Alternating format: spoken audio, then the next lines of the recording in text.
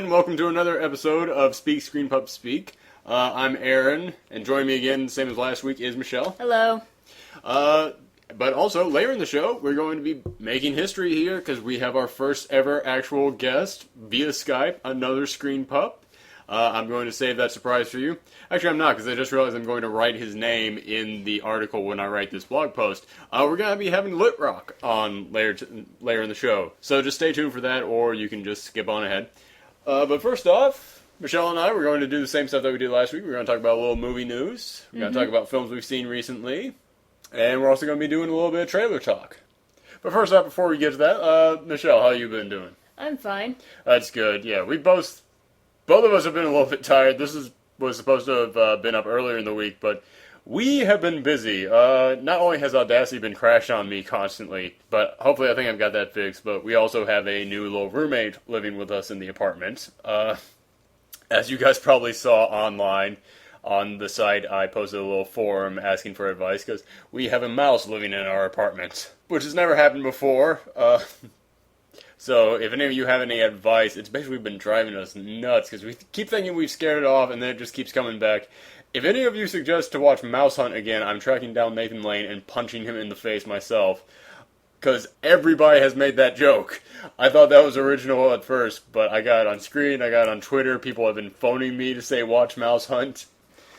But yeah, we've done everything short of watching Mouse Hunt. We've got old school traps, glue traps, those new spinny traps. We've played the game Mouse Hunt.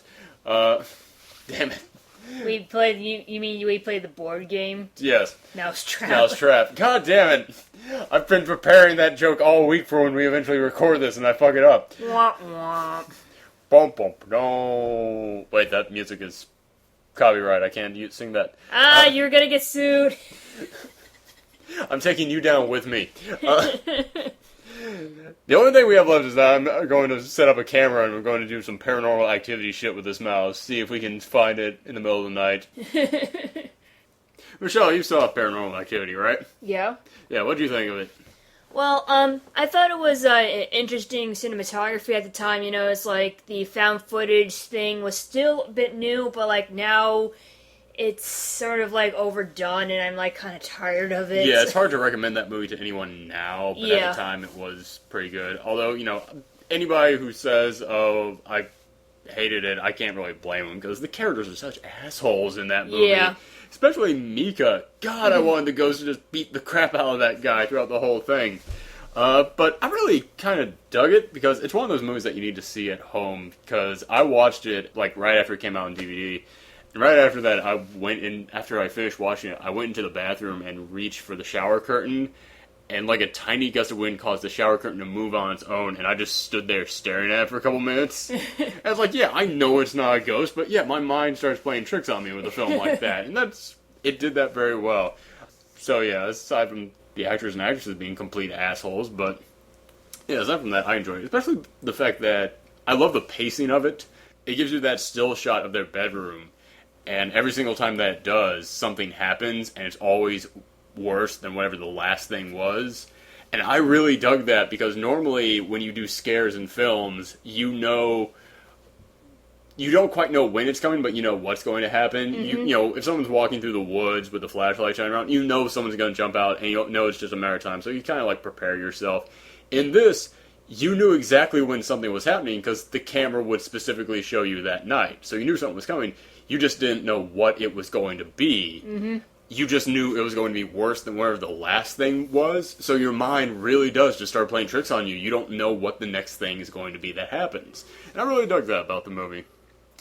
This has nothing to do with any of the discussion we're going to have later in the night. I thought you were going to do a segue into the trailer talk about that movie with... Shit, I really should have, except I was going to go. And now on to our movie news. Nah, fuck it, we're going to skip movie news. We're going straight to the trailers. Oh, yes. Hey, speaking of scary movies and all that stuff, ... G.I. Joe has been delayed. Yeah, you know what, I'm going to... This was not set up to be a segue, but yeah, I'm going to skip over the news, go straight to our trailer talk. Because we've got two trailers to talk about this week. The first one is The Apparition, which, in the beginning of that trailer, it makes it seem like it's a found footage film. Yeah. And I kind of dug that they purposely mislead you on that because those are so popular. Yeah. And basically the idea behind the apparition is that there's a scientific theory that, and they didn't make it up for this movie, I've actually heard this before, that some scientists believe that ghosts and things like that and supernatural occurrences are creations of the mind, and I don't mean like illusions or fantasies, but some scientists believe that the mind has powers, and when enough people concentrate on the same thing enough times, it can kind of cause something.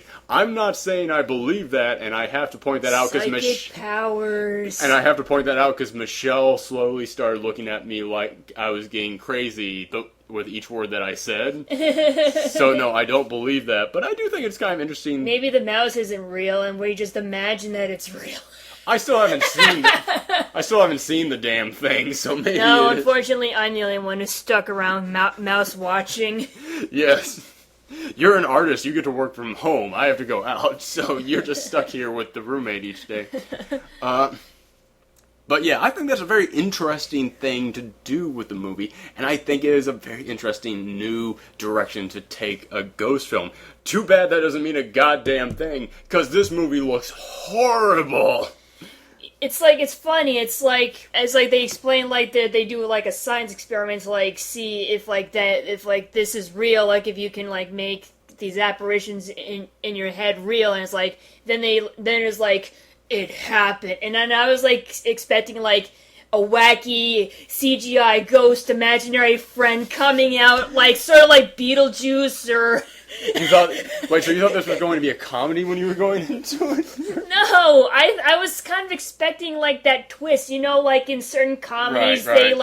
they make it all serious in the beginning of the trailer, and then they like do that little twist at the end where it's like, oh, it's a joke and it looks silly and stupid but kind of entertaining, and that's kind of what I was hoping for. It's like I think it would have been more interesting that way. The horror aspects of this movie to you look like a fake horror movie. At first, and then it like got to like the second half of the trailer, and it's like, oh, it's actually supposed to be a horror movie, not like a comedy spoof thing or. Yeah.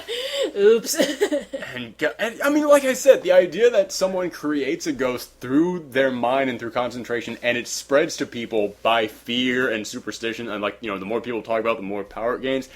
I think that could be a very interesting idea. Yeah, I really do like that idea. I just don't like the way they did it. But yeah, holy cow, does this look horrible. When the best thing about the movie is a shot of a girl walking around in her underwear, you're in trouble. We just heard a little... Sorry, I just heard a sound off camera, and I thought that was a mouse for a second. Nope, just our old crappy apartment. I don't even know where to begin talking about that movie. I can guarantee you eventually I'm going to bring it up on my Why Did I Watch That blog.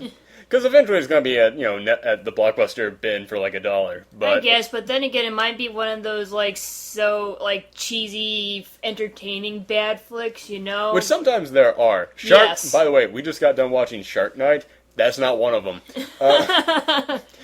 But there is one moment about the trailer that I did kind of get interested at, which was where the ghost grabs the camera and starts moving around.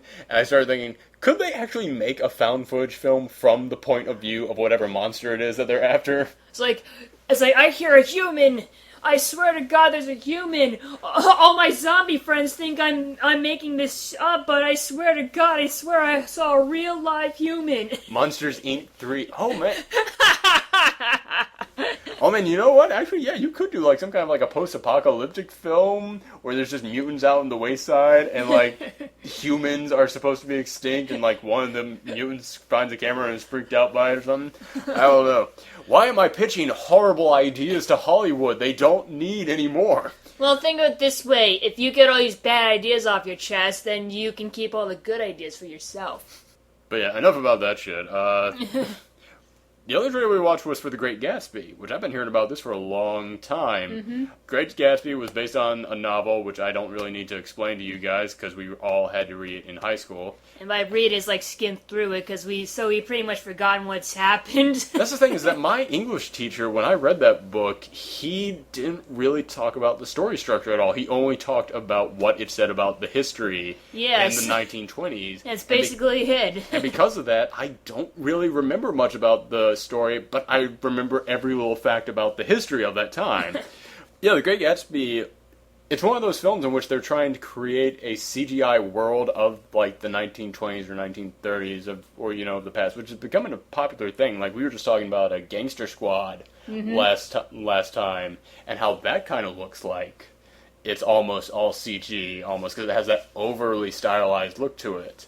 And that seems to be the latest craze with that. Is it like the 1920s are making a comeback? I mean, you have like The Legend of Korra, which takes place in like the 20s and everything, and it's like you have Skullgirls, which you have the character Peacock that's supposed to be like a 1920s cartoon. Well, all of that game was supposed to be like the 1920s.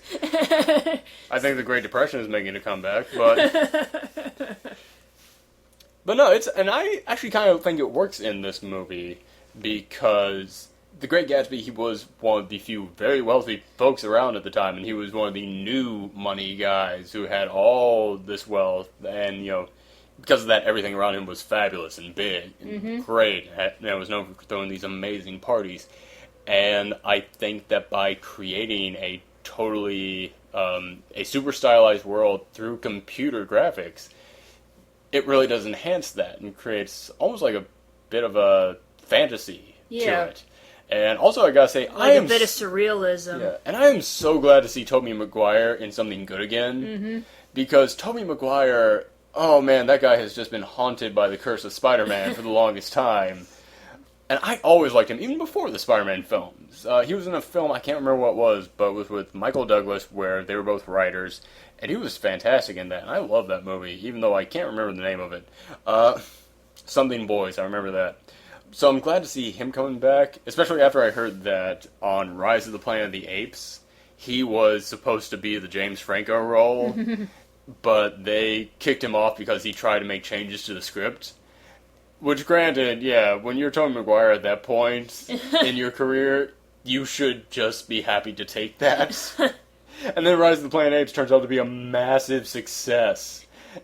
So I always felt bad for him, and it was like, please, just get into something else. I don't want you to be, I don't want you to be at 50 years old going around to comic conventions in a Spider-Man t-shirt going, remember this? I was that guy. I hung upside down and did stuff, yeah. It's like, I was wondering, like, if Toby did get, like, the part in Rise of the Planet of the Apes, and he did make changes, like, what would happen to the movie? I would love it if those producers. First off, I find it really dickish of them. I almost want to know if they did this on purpose. That after he made those changes in the script and said, "I want to do it like this," and they fired him, if they hired James Franco on purpose since he was his rival in the Spider-Man films. But yeah, you're right. I have no idea what the changes were, but I absolutely love Rise of the Planet of the Apes. So I'm really glad that they didn't listen to him. Or maybe they were dickish and they did listen to him, take all his advice, and then kicked him out anyways. It'd be really dickish if Tobey Maguire and James Franco were they decided to cast them in the same movie. What do you mean? I don't know, like they had if they decided to like put them in the same movie and have them act with each other, and it's like because they know that like they hate each other's guts because they're rivals and everything. No, they were rivals in the Spider-Man movie. But they're not rivals in real life. It's not like Tobey Maguire was walking out of the Rise of the Planet of the Apes office with a box full of his shit, and then James Franco came in like, "Oh, hey man, you look good. Yeah, well, I'll talk to you sometime, alright?" But yeah, so I'm looking forward to the Great Gatsby film. Aberration, I look forward to making fun of it when it's on Netflix Instant Queue. Well, you, Great Gatsby look interesting to you? Or? Yeah, it does. I've said this before. I'm very interested in like the 1920s, that era and everything. So I like to see how this movie like recreates it or like their spin or their perspective on it and everything, because I know it's not supposed to be 100% historically accurate. It's supposed to be glamorized and everything. I just want to see like how glamorized they decide to make it and all. Right. All right, well, let's get back to what we were originally going to talk about, which was the news. And the big news story that I absolutely want to talk about is that G.I. Joe 2, which was supposed to come out in 1 month, got delayed 9 months because they said they want to add 3D to it, which I call bullshit on. Not bullshit on them deciding to put 3D in post, which is bullshit. But I think there's a bullshit reason behind it. I really think that they saw what happened to Battleship at the box office, and they hit that panic button so fast. Because Battleship, people were wondering, oh man, this might be the film that takes down the Avengers from the #1 spot. Who knows what's going to happen? It's already made back its entire budget overseas in Europe in just 1 month. And you know what American audiences are like. We're 10 times dumber than that. We'll eat this up. This is by the Transformer folks. We're gonna love it. It comes out and it tanks in the box office. It makes $25 million. See, America's not the only stupid place in the world.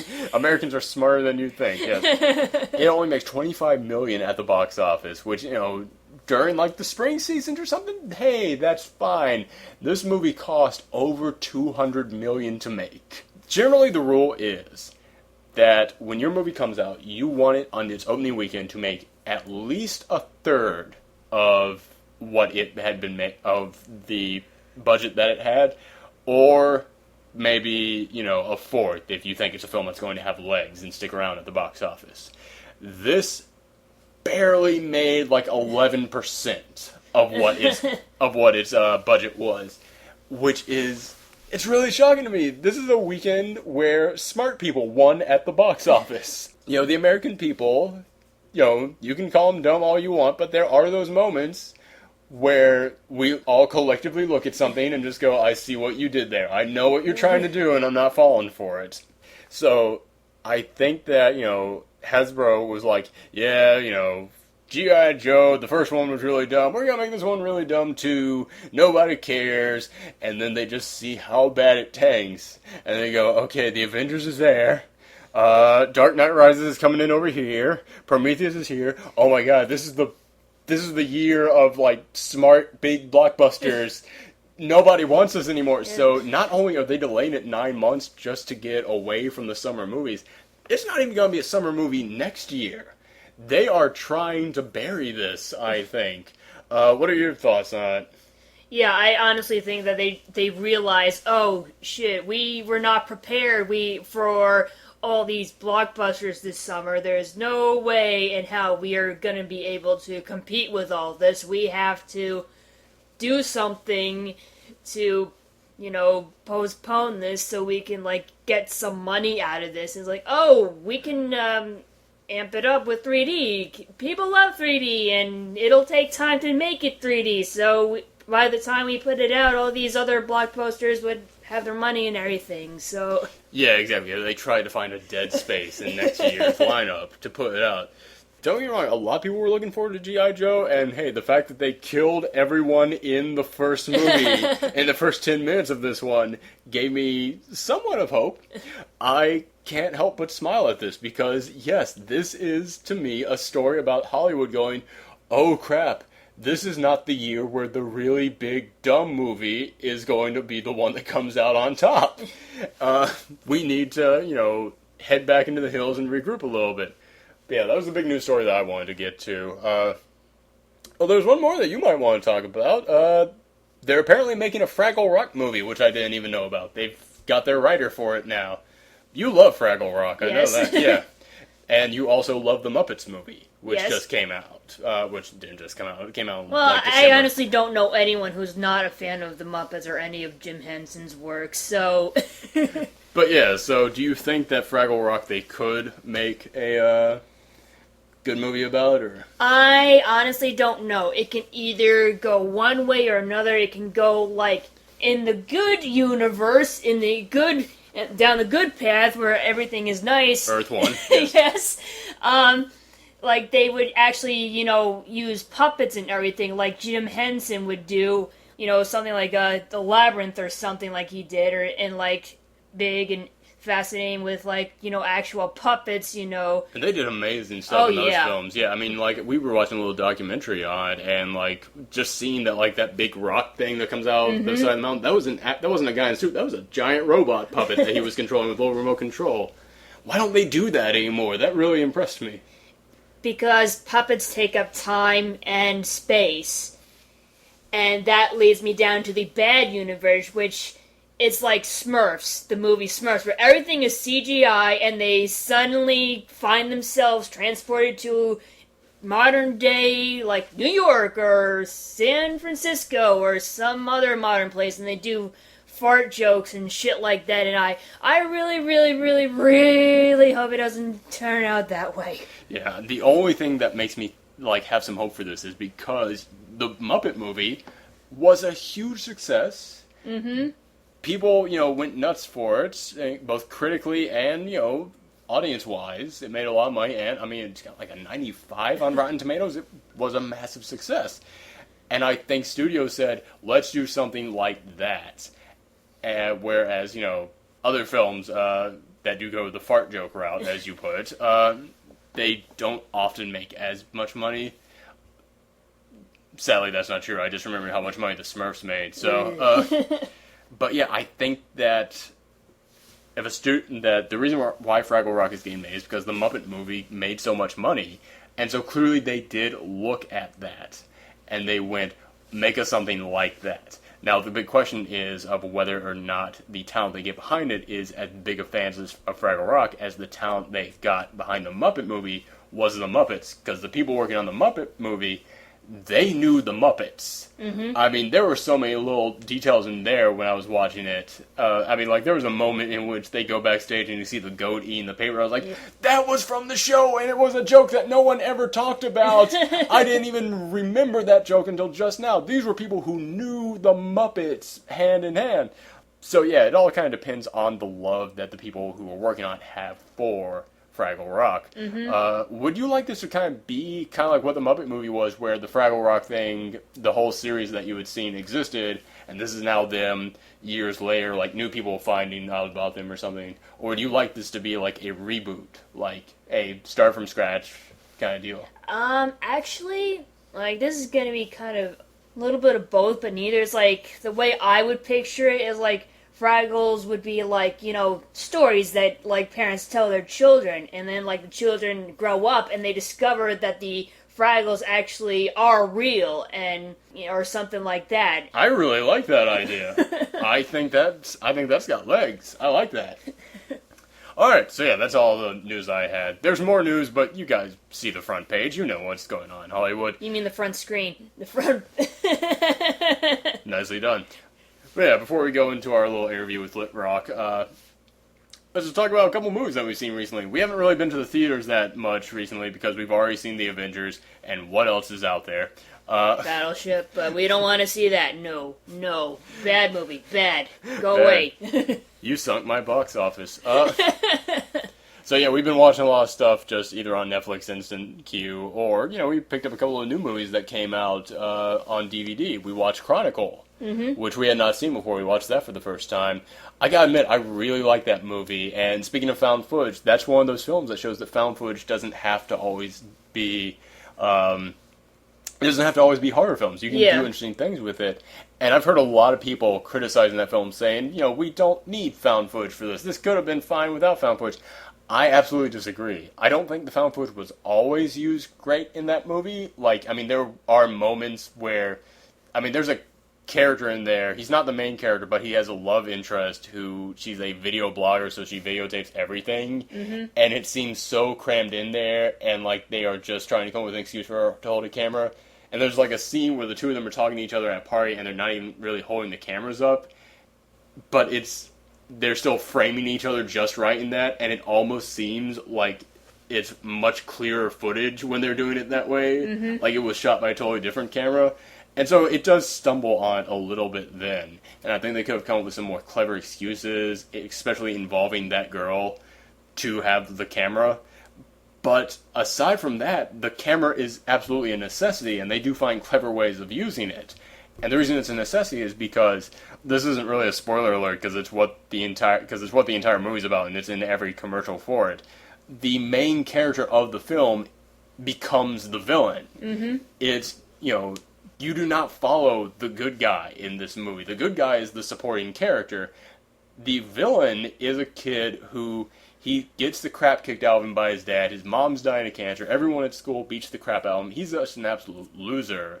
And he decides he's just going to start videotaping stuff just as a way of, calming himself. Just as like a therapeutic thing. And also because his dad beats the crap out of him and he wants to capture a little bit of it on camera. But one day his cousin, and this kid who's basically the most famous kid at school, he's running for president and all this, they find something in a pit, and it's this giant crystal thing, and it gives them powers. It gives them, telekinetic powers. It allows them to fly, catch things with their mind, move objects, and you see the main character slowly start to go nuts. Well, basically, it looks like everything's going well for him. It looks like his life's going to get better. He's now getting friends. He's now getting popular at school. And then it all kind of falls away from him, and he slowly becomes... It all comes crashing down. Yeah, and he slowly becomes the villain.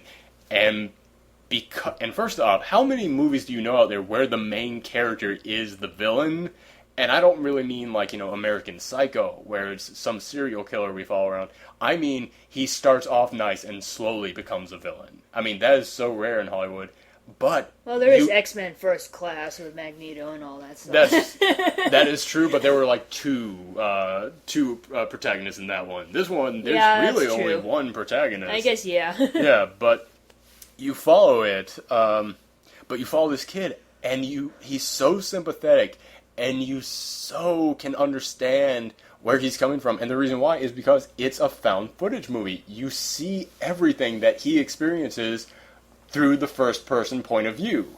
Mm-hmm. You really understand this kid because you're seeing the footage that he's filming. I thought it worked great. What do you think of it? Yeah, I thought it worked great too. It's because it's found footage, you don't really know where the space rock came from or how it gave them the powers or whatever, but... And, it does leave a few questions and all, but I think it's better that way. Not every question has to be answered. There's there's some fun in the mystery and all that. Yeah, exactly. It's kind of like comparing any other superhero film to Chronicle, the same way that I'd say comparing Godzilla to Cloverfield, which I think is my personal favorite found footage film. I know a lot of people were split on that one. I really dug it, but in Godzilla, you see the scientists going, this is obviously where the monster came from, and you see people in all different positions and such.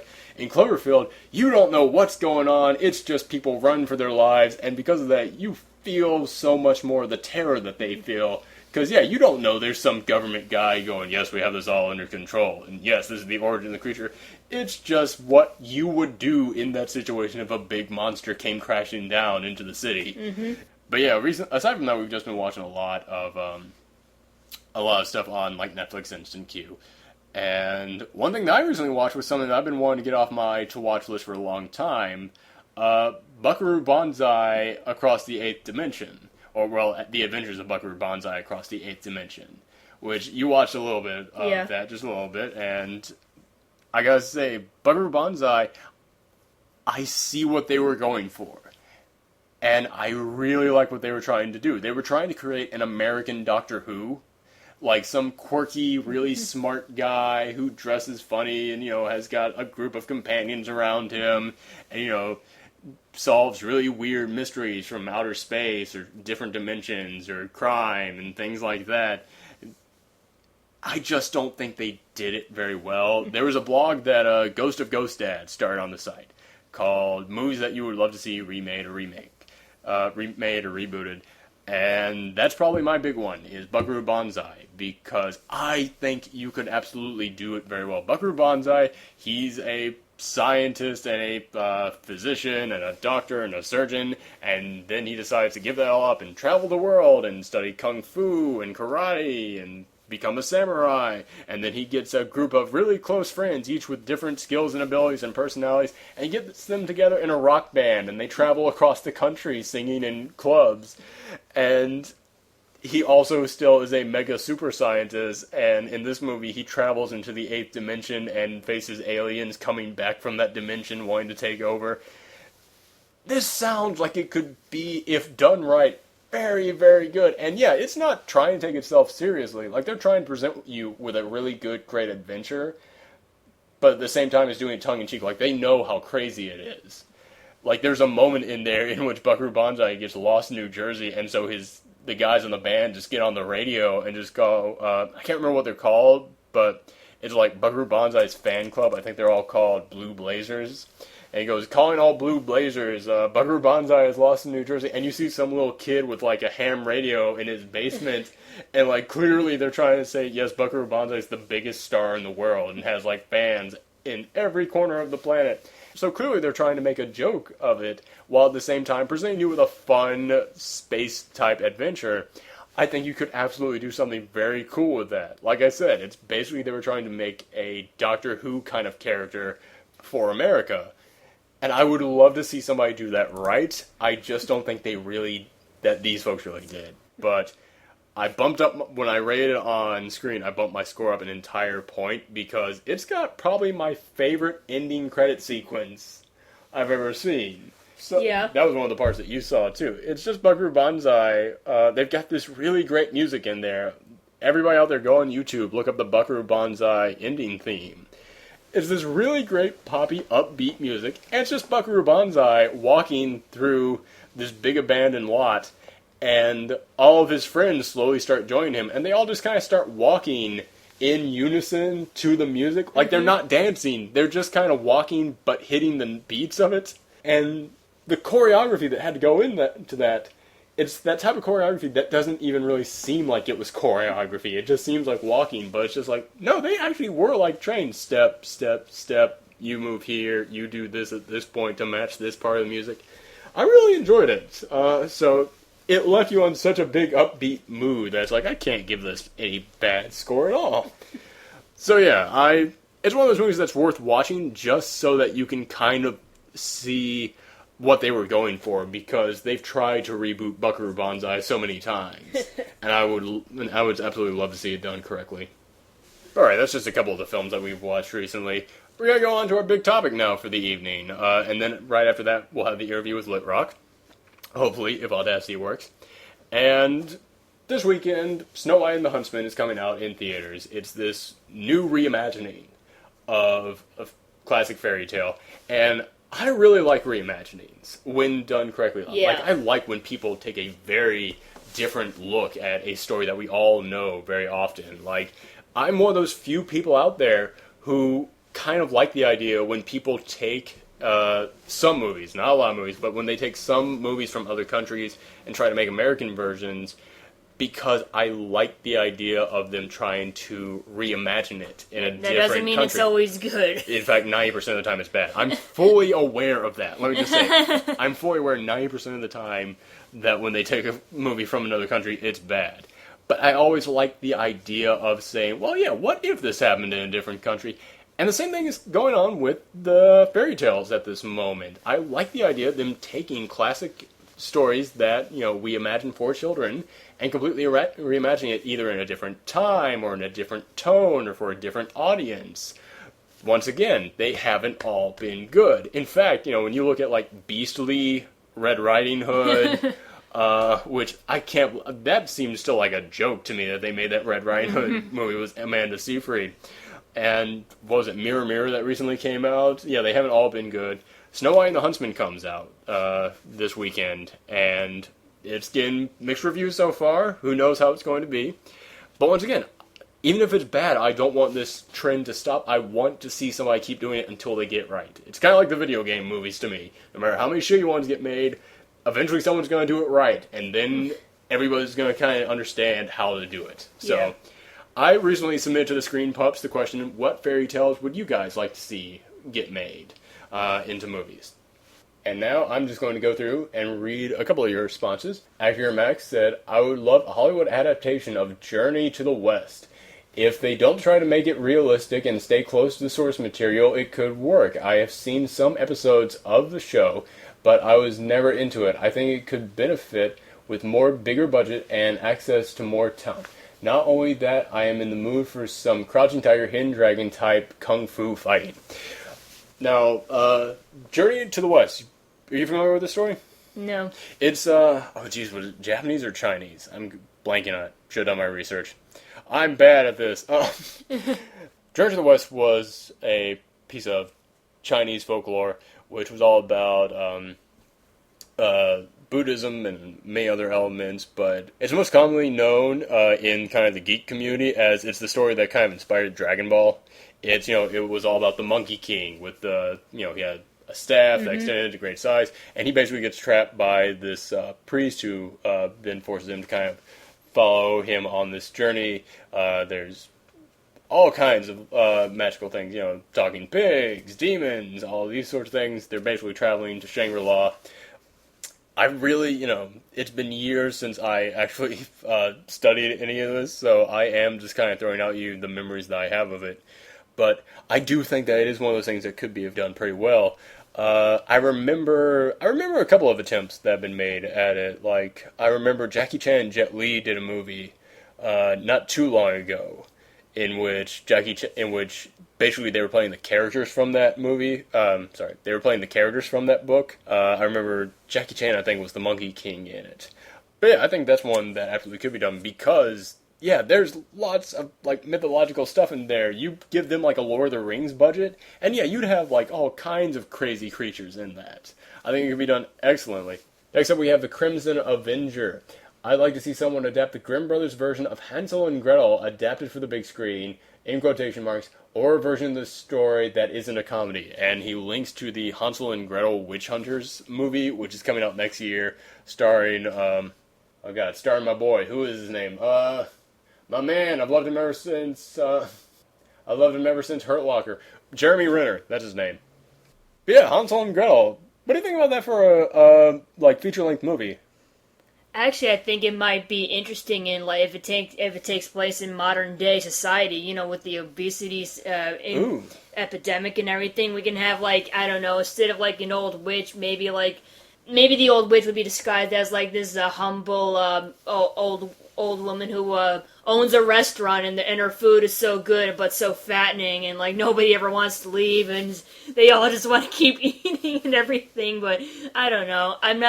I'm not so sure if Hansel and Gretel can be stretched out. I mean, it can, but I don't know how to stretch it out to a full-length movie. But yeah, that's the thing, is that it would have to be one of those things in which you really reimagine it, because there's really only one note to the Hansel and Gretel story, which is kids go into the wood, leave the trail of breadcrumbs, find the house, start eating it, witch brings them in, tries to fatten them up, they put the witch in the oven and leave. Spoiler alert.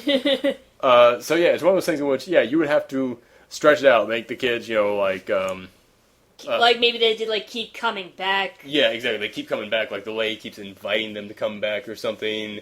And yeah, it's And then maybe they ask, since you like our food so much, why don't you work here? And that's how they trap them or something. Or... I like that. There's one, I don't know why, and by the way, let me just once again preface this by saying I do not want to see this movie made. Because I am not a fan of these types of movies at all. However, if you are a fan of the Saw or Hostile movies, I have no idea why, but this kind of entered my mind when I was thinking about Hansel and Gretel. You could do this as a horror film, as a modern day fantasy kind of thing. Yeah, I think the way that you just said is great. But if somebody out there wanted to go the horror route with it, I could see it. And I'm not saying this would be good. I'm not saying it's something I want to see, because like I just said, I do not like these types of movies. But if you want to go the horror route, I could see someone plausibly making it in that kind of Hostile or Saw sense, where they're trapped inside of something. Mm-hmm. Or they're trapped in a house and they can't get out.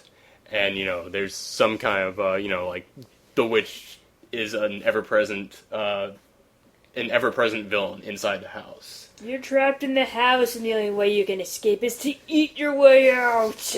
Would you like to play a game? It's called Candyland. Oh no, that'd be Hasbro's next movie.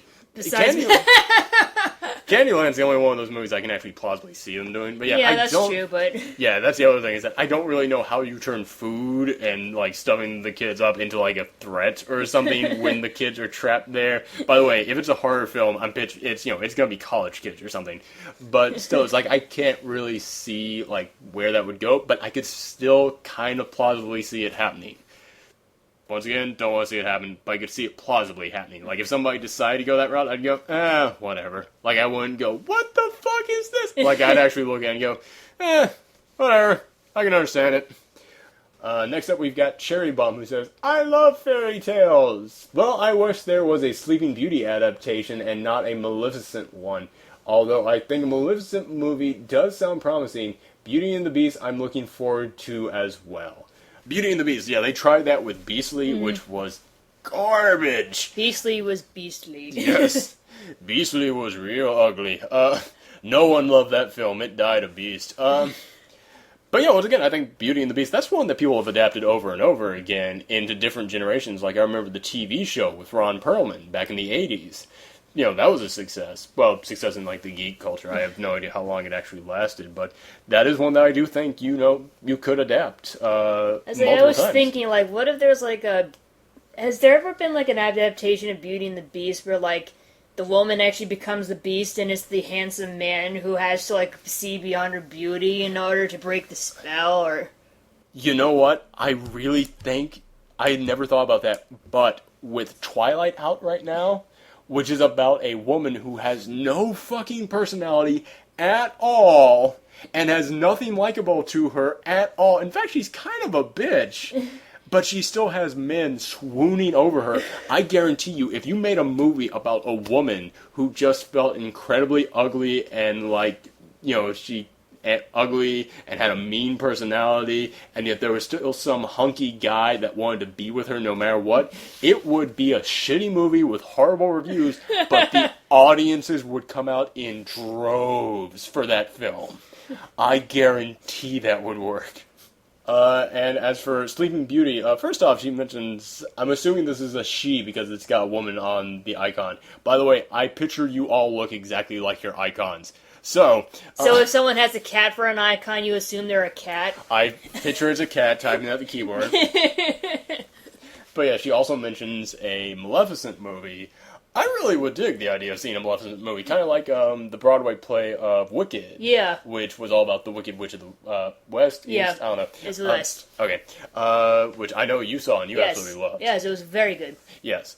I would really and I love origin stories. That is one of those things, whenever people say, oh, prequels are so hard to pull off, no one wants to see a prequel. I want to see lots of prequels. I love origin stories, especially for villains. I love seeing how villains reach where they are, and Maleficent was one of those characters. She's pure evil, got a great look to her, and, she turns into a fucking dragon. Yes. And I want to see what got her there. What was her backstory? I would love to see a Maleficent movie. She also just mentioned a regular Sleeping Beauty adaptation. What kind of idea for a modern days?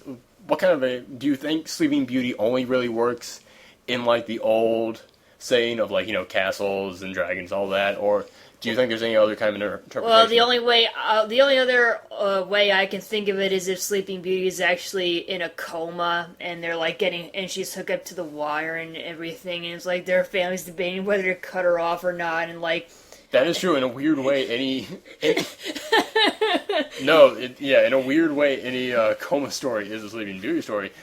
But that's not the weirdest adaptation. I just kind of realized something because I was thinking, the theme with all these movies to do now is, since in all these fairy tales it was the woman as a victim and the big male hero had to come in and save them, and they're trying to change that now by having Snow White in the latest Snow White and the Husband. She's a badass and carries a sword and fights the evil queen, and they're trying to do that, and I absolutely support that. I love the idea of them taking these female characters that for years have been archetypes of women being weak and trying to make them strong. And I was thinking, well, there's no way you could do that with Sleeping Beauty. And it just kind of dawned on me, they did do that with Sleeping Beauty. That's what Sucker Punch is. Sucker Punch, which is an absolute piece of shit and is very anti-women. I'm sorry. I know some people in the comment section are going to go, no, those were strong women. There's a difference between strong women and women who happen to have muscles, who happen to be physically strong. It's like Sucker Punch's idea of strong women is women who fantasize about happier things when something horrible is going on right in front of them. I know, that's the thing, is that in that movie, they are actually trying to say, in that movie, the lead actress slips into a fantasy world where she's kicking all kinds of ass, and it's like, see, she's strong because she's not letting this man get to her. You are aware that while she's in this fantasy world, she's being raped, right? Or her friend is being murdered right in front of her, right? You're saying she's a strong character because when she's being raped, she thinks about something else? That's your idea of a strong woman?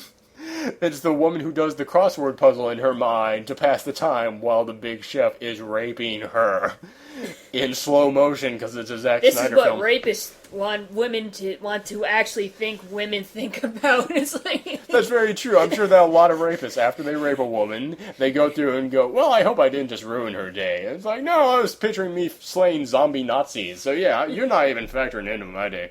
But yeah, that kind of, in a weird way, is the only way you could do a badass Sleeping Beauty film, is if while she's in this coma, while she's in her dream, she's having fantasies where she's fighting an evil source. Like, that's the only thing that I could really picture, is if Sleeping Beauty gets put under a bad spell. Or wait, I kind of had this idea, like a sci-fi idea, like some galaxy is gonna get invaded by a swarm from another dimension or whatever, and the only way to fight the swarm from the other dimension, like to stop them from actually going into our dimension in the first place, is to fall asleep and like have her subconsciously fight them off or something. Like when our like physical bodies are asleep, like our conscious is able to like teleport to another dimension and be able to like fight them off and everything. But, I get you. So this other force exists like in the dream world. Yes. And to fight them off, you have to go to sleep. Yeah, in order to prevent them from coming into the real world and actually wreaking actual havoc instead of just being fantasies and all. So this is another way that I could see going about along those same lines. A woman gets trapped inside of like a virtual reality program, and it puts her in a coma, but her mind is trapped in the system. And so in this system, the woman is in there fighting the dragon, which is some big computer virus or something, and the big hunky Prince Charming is a geek, a computer nerd, on the other side just typing away on the computer. I could see that kind of being as a more modern day like science the hunky fiction. guy is actually the nerdy guy's like persona when he's role playing I online. like that. I like that. I dig that. Prince Charming, and then in real life he's some guy eating a bag of Funyuns. Let's move on to the next one. Ghost of Ghostad. Does anyone remember Freeway? It was fun modern take on Red Riding Hood during the mid-90s when everyone in Hollywood was trying to make the next Pulp Fiction. I'd rather see more adaptations like that instead of this Twilight meets Lord of the Rings shit. I don't know if it's necessarily Twilight just because Kirsten Stewart happens to be in there, but in both films she is incapable of breathing through her nose, so maybe there is a connection. So I would really love a Freeway-style remake of The Little Mermaid. Just make Ariel a girl in a wheelchair and borrow heavily from the Hans Christian Andersen original. You have what could be a dark and deeply disturbing movie. Ooh. I'm liking that. Yeah. I really like that. Yeah, Ariel, girl in a wheelchair. I really dig that. What would we kind of make the, would there have to really be an antagonist? Would there have to be what was the name? Ursula? Was that the Sea Queen? Yeah, the Sea Witch. Yeah, what... would you even need a character like that in there? Maybe like a doctor who's like, I have these prototype robotic legs, but they're still in the experimental stages, so we don't know if they're gonna work.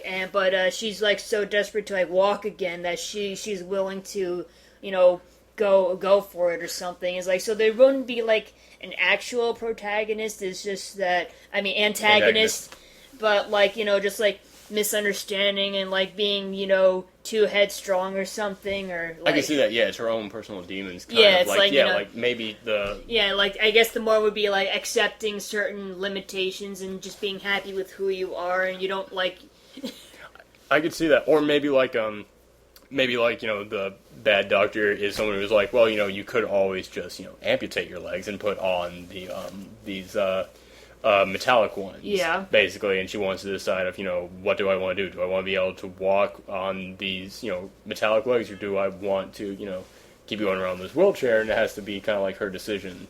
But yeah, we're continuously pitching our own ideas. I really just like what Ghost Dad said there of, my retelling of The Little Mermaid, but have it be a wheelchair story. I really like that. Top Steer also says, I would say Journey to the West also. I really like the games that are based on this, and would be interested in seeing what Hollywood could do with this. Once again, we agreed, Journey to the West, I would be very interested in. Gangley came in and replied back to Ghost of Ghost Dad, saying that his Ariel in the wheelchair idea is fucking brilliant, which we agree. That's the winner so far in this little forum. Now that there are winners, we love you all. But he also says, my suggestion is not really what the thread's about, but I've always thought that the continuity... But I always thought that the continually great Bill Willingham comic Fables... shit! Yeah. And its offshoots would make a fascinating series, especially if done by HBO or Showtime, with some world-building details that something like Game of Thrones has. For those of you who've never heard of it, you know what, never mind. I don't have to hear his explanation because we've heard of it and we love it. Yes. Fables, it's basically saying all those fairy tales that you used to read about, they were real. And each of the characters in them are immortal, and they were magical beings living in a happy little town over in, Europe somewhere. But then an evil force came up, and they all had to flee. And they flee to a certain subsection of New York City. And they're, like I said, they're immortal, so they're still living there today. And it's basically lots of politics, lots of, magic involved, but, they have to keep themselves hidden. And, like, the big bad wolf, he's now a detective, and he solves the crimes that go on in Fabletown. Like, some of the people, they can't go outside because they still look like they're not human, because they have to pay for the witches to disguise them as human. So there's lots of politics and economic stuff going on there. There's a great set of characters in there of Beauty and the Beast, where Beauty and Beast, they've been married for so long, and they hate each other, but if Beauty hates Beast, he turns back into the Beast. So he has to, anytime they get into a fight, he turns back into the Beast, but then, he's like, well, now I can't go outside. Or, like Prince Charming, basically they said the Prince Charming in all the fairy tale books are the same guy, and he's basically just been sleeping around on all the other characters. It's a really great story, and it's got, also, one thing that I'm constantly talking about is that there are not enough strong female characters in television or movies. The Snow White in Fable is a great, strong female character, and I would love to see her get on the big screen, or, on the little screen even, because it would work great as a TV series. Which, yeah, and you've read Fable. Yeah, too. I have. It's very good. Yeah, it really is. Roger778 commented and said, I recently played Enslaved: Odyssey to the West on the Xbox 360 and loved it. I think it would make a great science fiction movie because it's very story-driven, and it's a different take on Journey to the West. Once again, Journey to the West, and Enslaved was about a post-apocalyptic world in which there was this really big, muscular guy with a tail, and he was basically the Monkey King, and this woman traps him with a collar around his head, which is how the priest traps the Monkey King in Journey to the West. And he wants to kill her, but if he does, the collar will destroy him. So he has to make sure that she survives, and, gets them out of this post-apocalyptic wasteland. Once again, another great idea for a reimagining of it, and I think they could make a good movie based on that. Monkey Man 04, wow, that's an interesting coincidence. Monkey Man 04 said, I would love to see, you might like this, I would love to see The Stinky Cheese Man and Other Fairly Stupid Tales movie. I could see it now, all done in stop motion, or better yet, each story could be a different art style. Not sure how well that would work in a movie format, though. I think it'd be better as like an animated series. Like maybe like each episode would be like a different story from the book or something. Would you say make it like each one is a half-hour show, or maybe go like a 15-minute thing like Cartoon Network does with like Adventure Time? Or would you even say just make it like each one is only like a 5-minute thing that like Cartoon Network would buy up and just show every between commercial breaks? The stories are short, so they can. I think they can work either as a 15-minute or a 5-minute. So Yeah, and I think you got a good idea there. I mean, yeah, I would love to see somebody try and tackle a movie that has a set of stories and each one is done in a different art style. Like we're both big fans of the TV show The Amazing World of Gumball. Yeah, I didn't even have to say it. Yes, and that is very well known for having characters of different animation styles, and like everything from like traditional to 3D CGI and all that. So if they can pull that off, I don't see why they wouldn't be able to pull this off too. So. Yeah, and I would think that would really be able to work well. Next up, we've got Mike 20, who gives us 4 suggestions, and they're a little bit darker. We've got Bluebeard, which was a story about a wealthy nobleman who kept killing off his wives, and one of the wives tries to find a way to keep herself from meeting the same fate. I'm honestly kind of shocked no one has tried to adapt that one. They might have a long time ago, but I haven't, escaping my memory if anyone has before. I think it would be an interesting one. Next up, then we've got Vasil. I know I'm going to screw this up. I've never even heard it pronounced. I've only read it. Vasilisa, which I'll admit I don't know a lot about that story. All I really know is that that's like where Baba Yaga comes from, who is a famous witch in Russian folklore. In Russian folklore. And for anybody out there, we've just finished mentioning fables. Baba Yaga is a big character in that. So for anybody out there who's interested in any of this, that's really the only suggestion I can make. Because, like I said, I don't really know much else about it, so I can't really comment that much. Then we've got the juniper tree, which, once again, Sally, another one I don't know a lot about. I know it involves burying bones underneath a tree, and a wife and mother meeting a very unfortunate end, but I think it was a wicked stepmother kind of deal, so I think it's all good.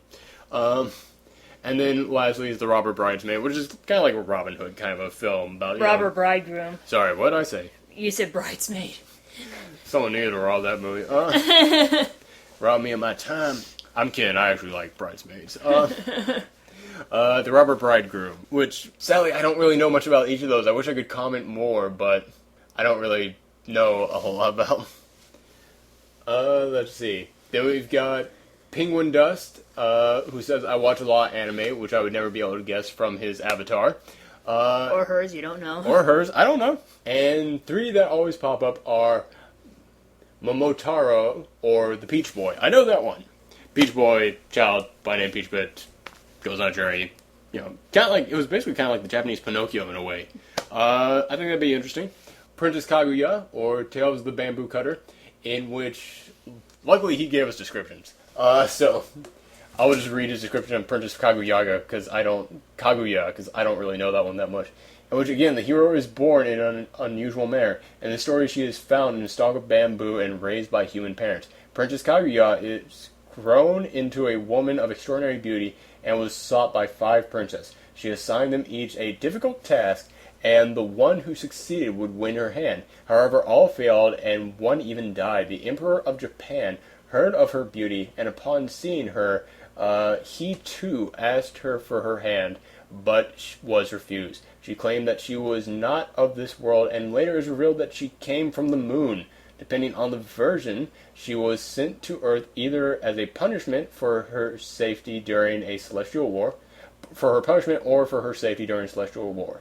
Those familiar with Sailor Moon will see some similarities. Kaguya returns to the moon and left the Emperor a goodbye letter with an attached vial which would grant eternal life.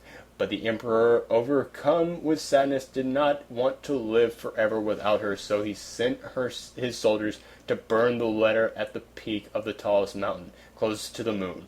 Legend says the smoke from the burning letter can be seen rising from Mount Fuji. Whew! Tale. Yeah, that's one of those ones in which... But it kind of has a sad ending, so I don't know, like... Hollywood does sad endings more than people give them credit for. Yeah, I guess Hollywood's a lot braver than a lot of people give them credit for. You just have to look for these movies. But that would be a really interesting one for reimagining purposes, because there's so many different things you could do in there, because there's so many different things that he mentioned to that story. Also, Princess Kaguya sounds kind of like a bitch. I mean, it's like, oh, I'm gonna send all these princes who want to marry me off to their deaths, Because I can't marry anyone because I'm not from this earth. It's like, why don't you just tell them that in the first place? I don't know. That's one of those things. Yeah, would you turn it into an Alien movie if it was kind of redone? I don't know. It's like, well, Yeah, I guess it depends, like, how alien would she look and everything. I don't know. Well, yeah, would I she, think like, wear a disguise to make herself look human? I think it would be one of those ones in which she looks human, but yeah, it's... Which, I mean, as he mentioned, there's a lot of ways you can reimagine it. As he said, Sailor Moon is basically a reimagining of this. Mm-hmm. I mean, that was about girls beating up demon creatures, so... and then his third suggestion is... You're going to have to forgive me because I'm going to have to read this one again. Orihime and Hikoboshi, a.k.a. the Princess and the Cowherd, was a celestial princess... I'm seeing a theme. Who could weave the most beautiful cloth beloved by her father, the King of the Heavens. She was sad, though, because due to her work in isolation, she could never fall in love. Concerned for his daughter, the king introduced her to Hikoboshi, a herdsman with whom she fell in love with immediately. The two lovers became so enamored with each other that they forgot their work and focused just on each other, with no new cloth and space cows wandering all over the heavens. Okay, that's the movie I would see. Gal jumped over the moon and kept on going. The king split them up, distraught, or he may begged her father to allow her to see Hikoboshi again, and he relented, allowing the couple to be united once per year on the 7th day of the 7th month. Interesting.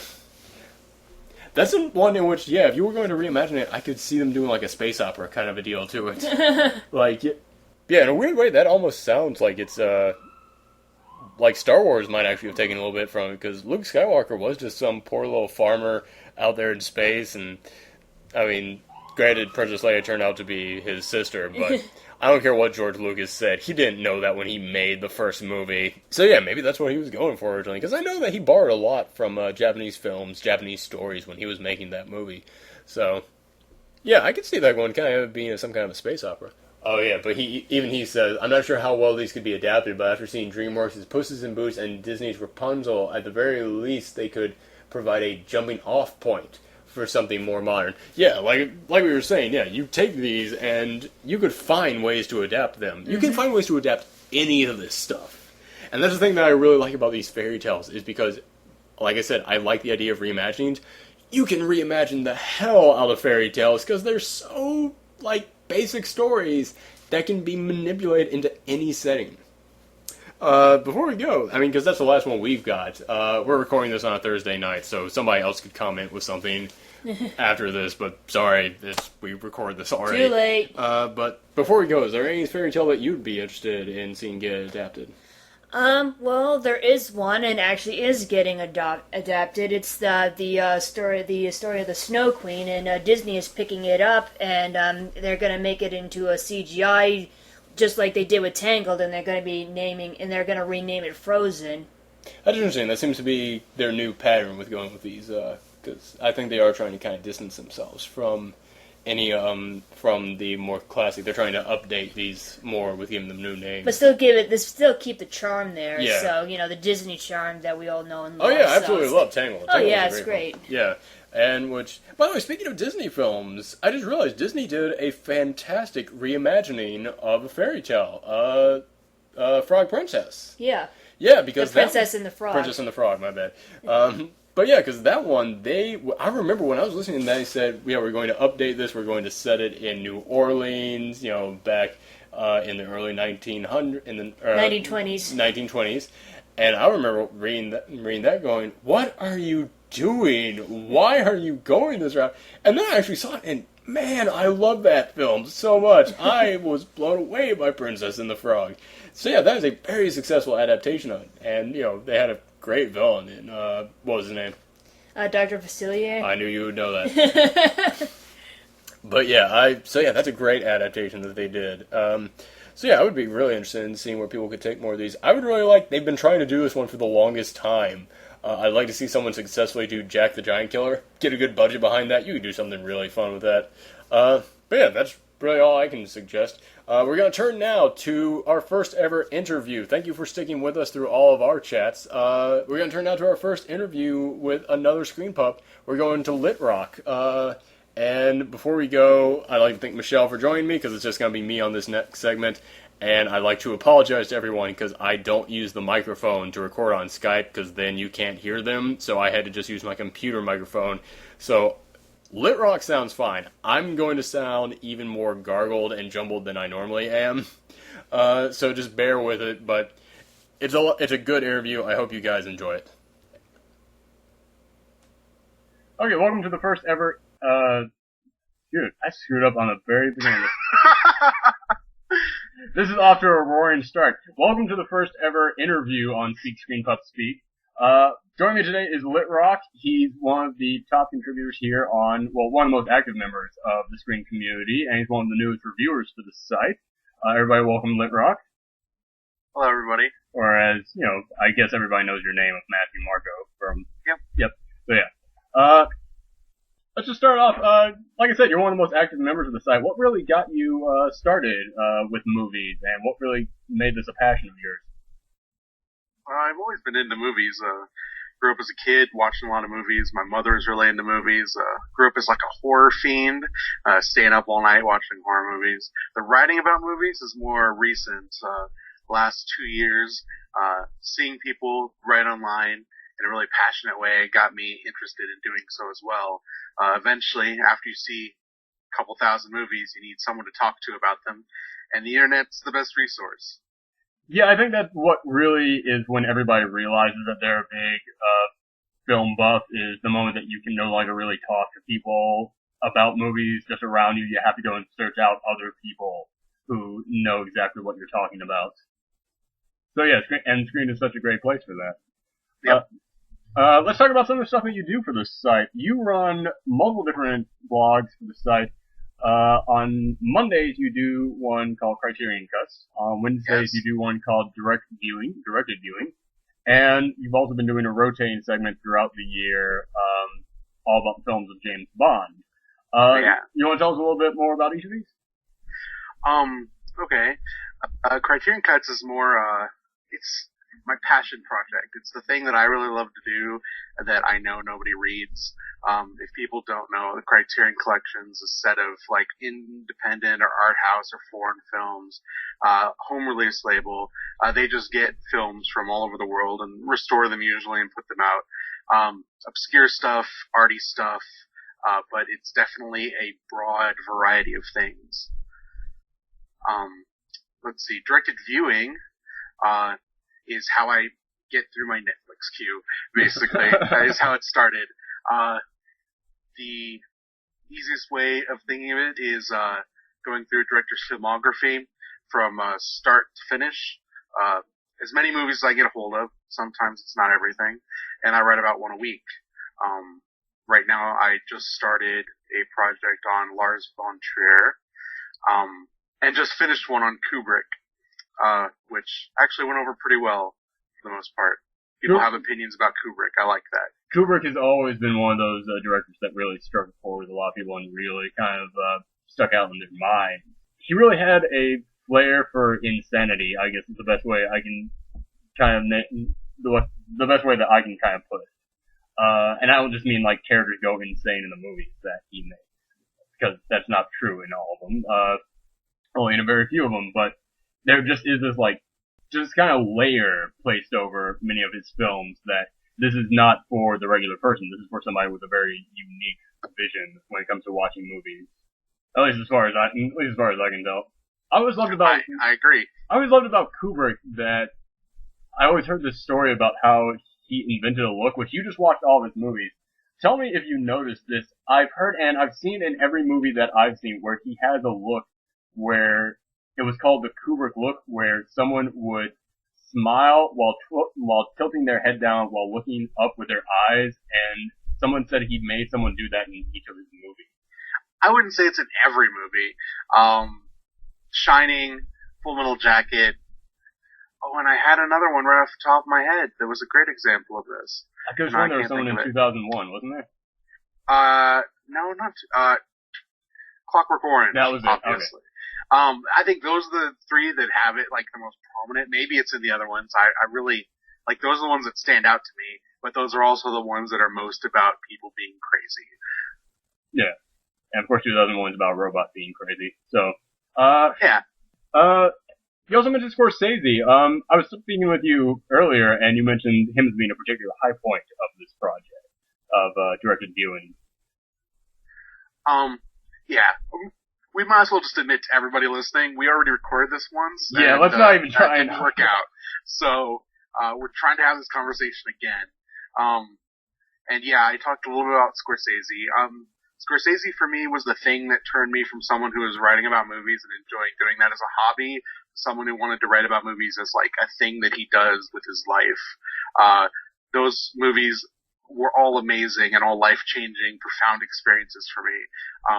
And that was the thing, like I just wandered into it blindly as a thing I could do that sounded kind of fun. I hadn't seen most of his movies, and I was just blindsided by it.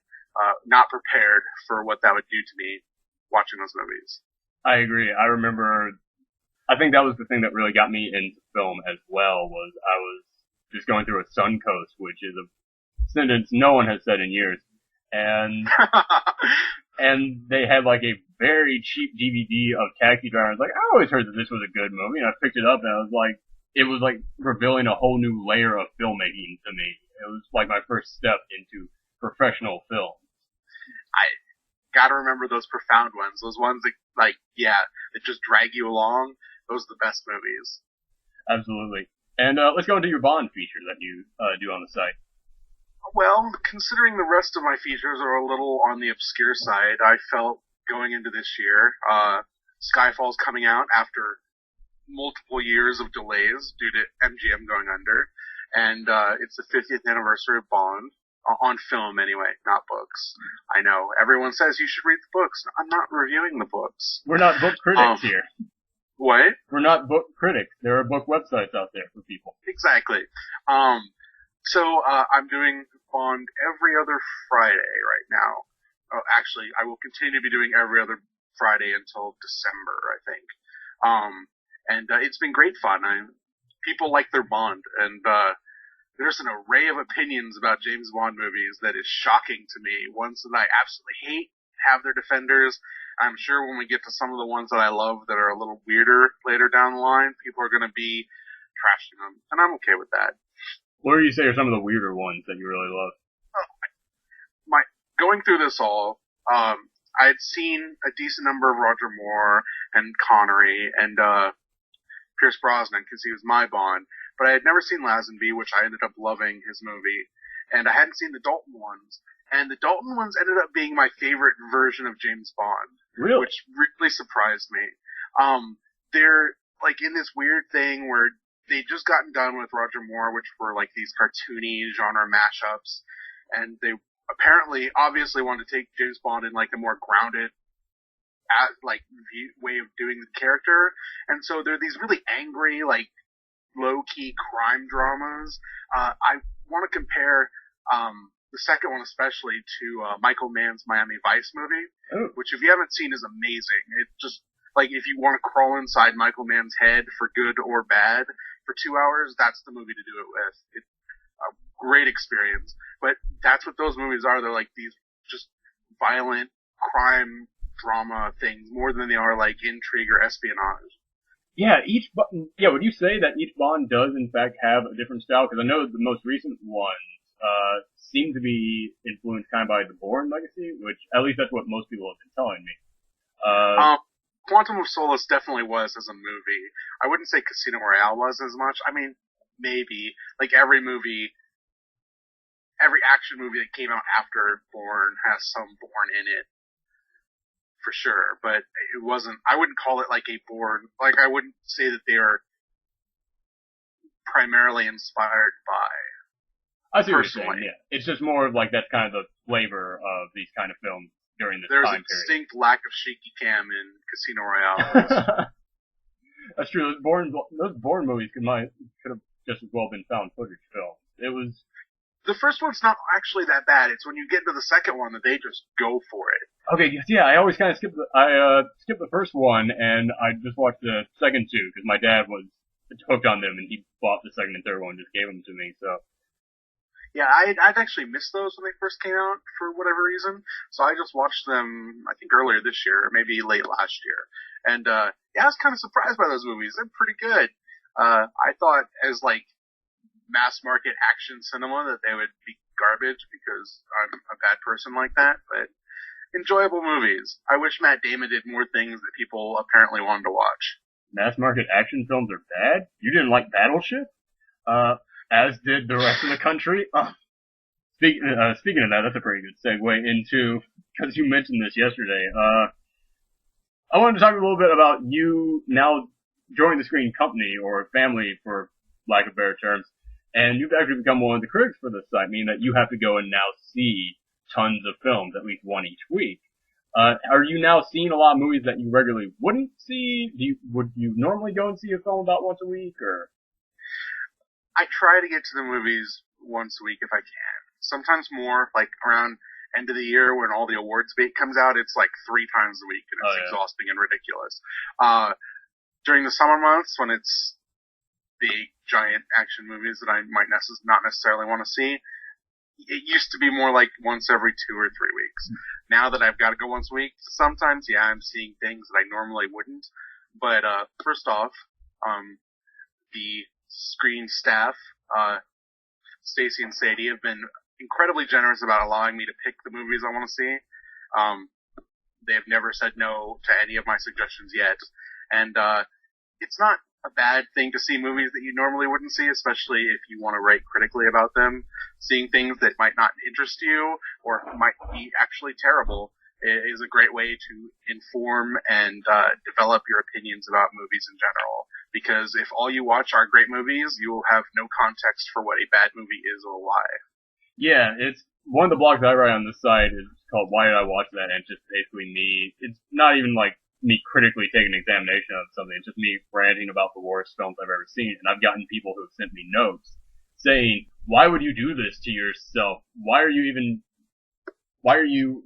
want to watch something that looks this bad? It's like, you want to be a real critic, a real, a real film buff, you have to take the good and the bad so you can tell them apart. Absolutely. And writing those just utter teardowns of movies, awfully a lot of fun.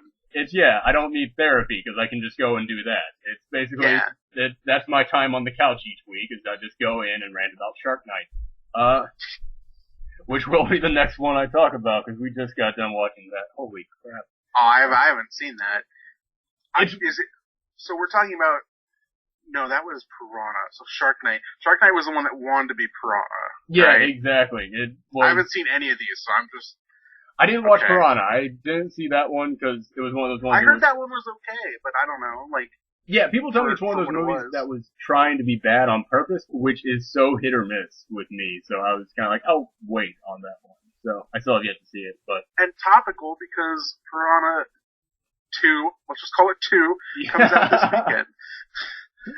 On, like, 75 screens or whatever. If you're listening to this, you should all do the screened box office Winners League that is going on in the forums, hopefully every week this summer. Yeah. And, put in your wildly inaccurate predictions just like I have.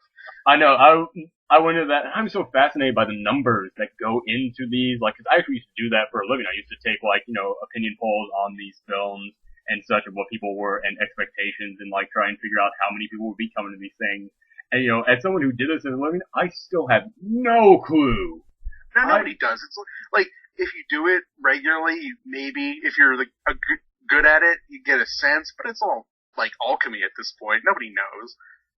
Yes, exactly. Well, before we go, let's just talk about, you're gonna have to go and see a lot of movies this summer. Are there any that is there one movie that you're dreading more than the others, and one that you're looking forward to more than the others?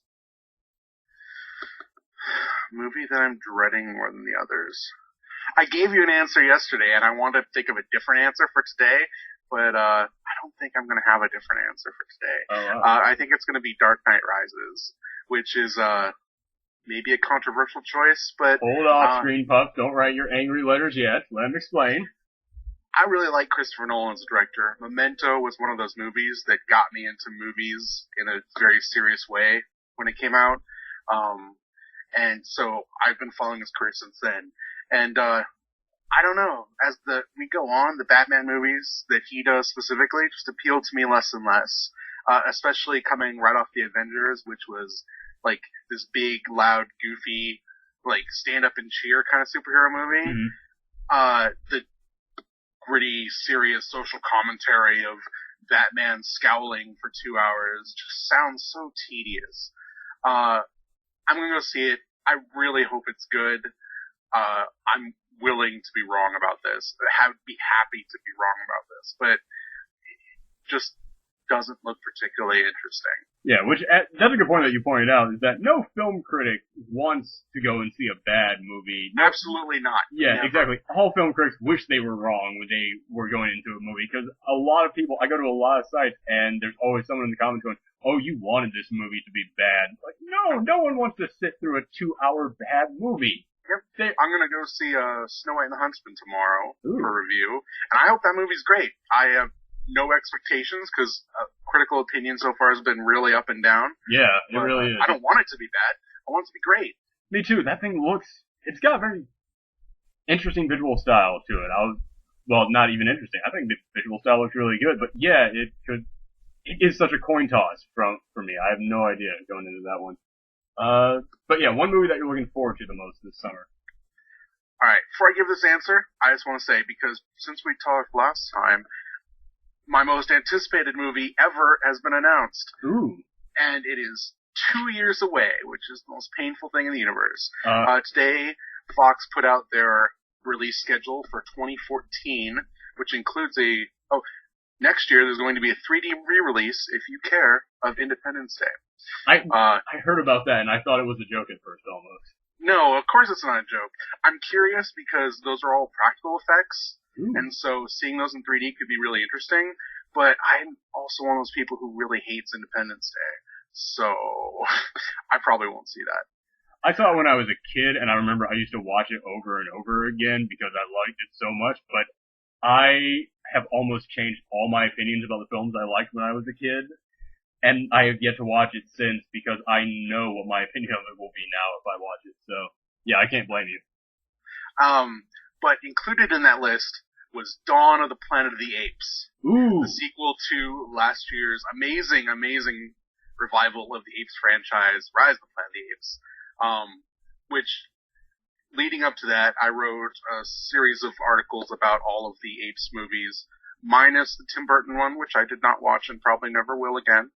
Of those movies from the 70s that were fantastic, and I became huge giant apes nerd like in that project, and really loved Rise.